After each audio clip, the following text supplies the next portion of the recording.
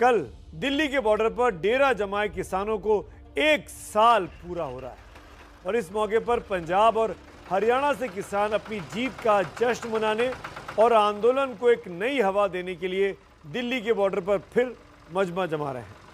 अब मांगे तो किसानों की बहुत है, लेकिन सबसे बड़ी मांग इस वक्त जो है वो ये कि एमएसपी की गारंटी किसानों को मिलनी चाहिए।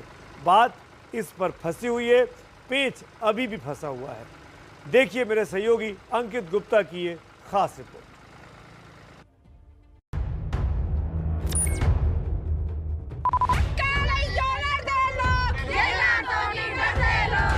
ट्रेनें भर भर के, ट्रालियां भर भर के, गाड़ियां भर भर के, जिसी तरह कोई आ सकता है वो आ रहे हैं। नौजवानों में पूरा जोश है। पंजाब से, हरियाणा से, जत्थे के जत्थे निकल चुके हैं। मंजिल है दिल्ली का बॉर्डर।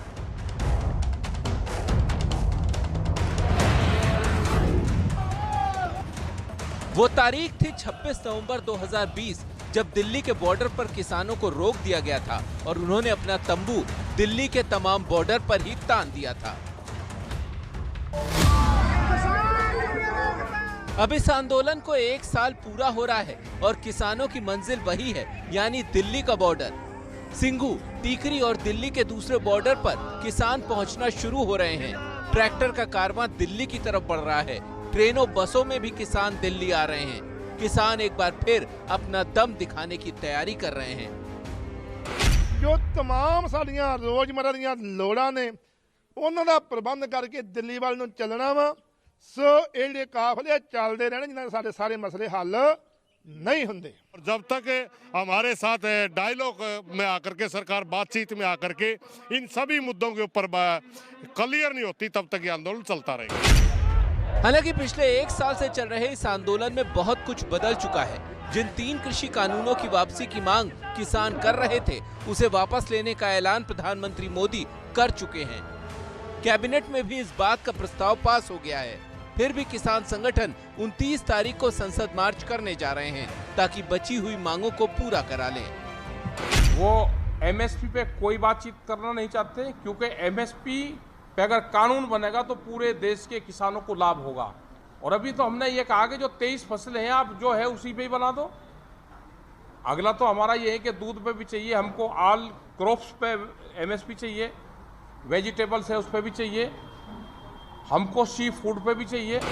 किसानों की आंखों में गृह राज्य मंत्री अजय मिश्रा टेनी के बेटे की गाड़ी से हुई किसानों की मौत ओझल नहीं हो रही, और अजय मिश्रा हैं कि उनको बीजेपी अपनी लाइमलाइट से ओझल नहीं होने दे रही।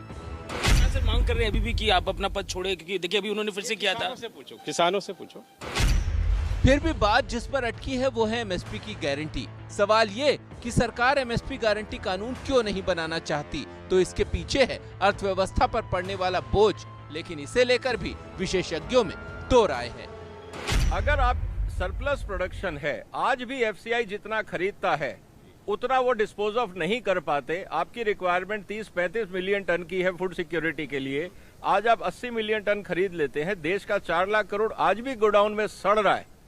तो आप क्या सरकार से उम्मीद करते हैं या किसान ये नेता उम्मीद करते हैं कि टैक्स पेयर के ऊपर लोड डाला जाए, टैक्स पेयर से पैसे वसूली की जाए, किसानों की जेब भरी जाए और गोडाउन में वो माल सड़ता रहे? तो इसमें क्योंकि प्राइवेट सेक्टर अपना फसलें कुछ खरीदता है, तो वो अभी तक 20-25% कम में खरीद रहा था एमएसपी से, वो एमएसपी पे खरीद लेगा। इसमें सरकार का 1 भी रुपया खर्च नहीं होना है। उल्टे जब किसान के पास ये 70-75 हज़ार करोड़ रुपए अतिरिक्त पहुंचेगा प्राइवेट सेक्टर की तरफ से, तो वो उसको निवेश करेगा, उससे अर्थव्यवस्था में मांग बढ़ेगी तो रोजगार बढ़ेगा, रोजगार बढ़ेगा तो निवेश बढ़ेगा, और निवेश बढ़ेगा तो सरकार का उल्टे टैक्स बढ़ेगा। केंद्र सरकार एमएसपी पर कमेटी बनाने को राजी है, लेकिन किसान कानून से कम पर तैयार नहीं। जाहिर है कृषि कानूनों के वापस होने से किसानों को अपनी ताकत का एहसास हो रहा है। किसान नेताओं को लगता है कि चुनावी मौसम में यही मौका है सरकार पर दबाव बनाकर अपनी बरसों पुरानी मांग को पूरा कराने का। संवाददाता अंकित गुप्ता की रिपोर्ट। किसान दिल्ली आ रहे हैं और बहुत से किसान तो दिल्ली के बॉर्डर पर पहुंच भी चुके हैं। किसान एमएसपी पर अड़े हुए हैं। विपक्ष तो किसानों के पक्ष में दिख ही रहा है। सरकार के तेवर भी किसानों को लेकर अब बेहद नरम दिखाई दे रहे हैं। आप यूपी में देखिए कि यहां पर 403 में से करीब 200 सीटों पर किसान निर्णायक भूमिका में हैं। यूपी में चुनाव है। पश्चिमी यूपी में तो 136 सीटों में से 120 सीटों पर जीत और हार का फैसला ये किसान ही करते हैं और यह आंदोलन की धुरी पश्चिमी यूपी ही बना हुआ है।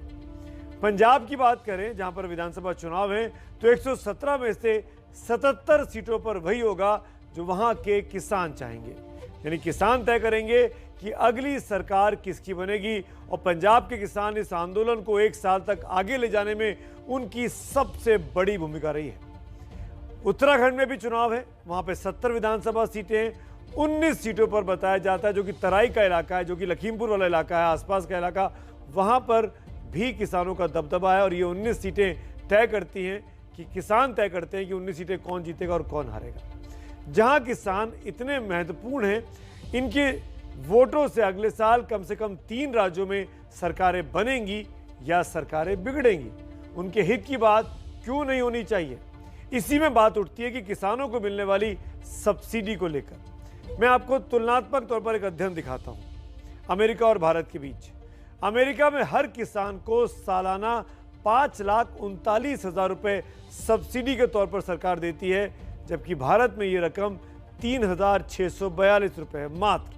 अंतर देखिएगा, अमेरिका में किसानों की संख्या सिर्फ 34 लाख है, उनकी आबादी कम है, लेकिन भारत में ये जनसंख्या किसानों की 15 करोड़ है। किसानों में एक किसान के पास औसतन 444 एकड़ की जमीन है। ये अमेरिका की बात कर रहा हूं, जहां पे 444 एकड़ जमीन किसान के पास आती है, जबकि भारत में करीब 86% किसानों के पास मात्र 5 एकड़ की ही जोत है। अमेरिका में हर किसान की सालाना कमाई 60 लाख रुपए है, जबकि भारत में ये महज 97,000 रुपए। आप अंतर को देखिएगा और समझिएगा कि क्यों भारतीय किसान दुनिया के और किसानों के सामने बहुत ही बौने और छोटे दिखाई देते हैं। ऐसे खेती के तमाम ऐसे जानकार हैं जिनका मानना है कि भारत में भी किसानों को सब्सिडी मिलनी चाहिए, आर्थिक तौर पर मदद मिलनी चाहिए, ताकि उनकी माली हालत बेहतर हो सके। अमेरिका में 2% किसान है, 60% से 80% लोग टैक्स देते हैं। हिंदुस्तान में 3% टैक्स देते हैं और सब्सिडी मांगने वालों की तादाद 60% है।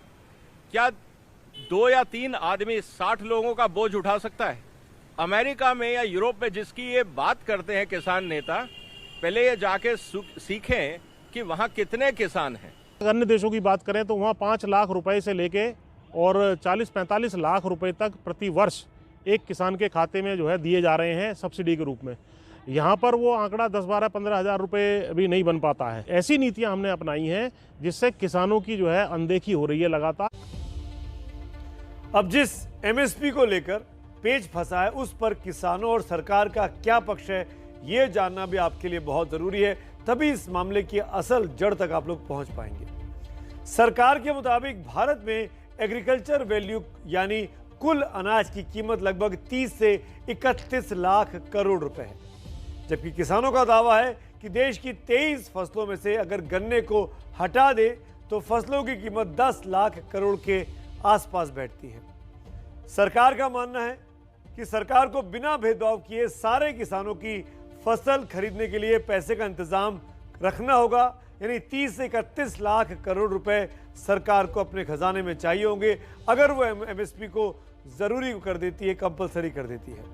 जबकि किसानों का कहना है कि 10 लाख करोड़ में से 3.5 लाख करोड़ की फसल तो किसानों के इस्तेमाल में ही आ जाती है। यानी सरकार चाहे तो उनकी मदद कर सकती है। सरकार के मुताबिक जो अनाज वो खरीदती है उसी की खपत नहीं होती। ऐसे में जब पूरा अनाज खरीदने की बाध्यता होगी तो अनाज का सरप्लस स्टॉक का वो क्या करेगी? किसानों का कहना है कि 6,50,000 करोड़ के अनाज में 3 लाख करोड़ का अनाज तो सरकार वैसे ही खरीदती है, गारंटी की बात भी उतनी ही खरीद उसको करनी होगी। वैसे नुकसान इन दिनों कांग्रेस के खेमे में भी बहुत दिखाई दे रहा है। किसान का तो हो ही रहा है। मैं राजनीतिक खबर की ओर आ गया हूं।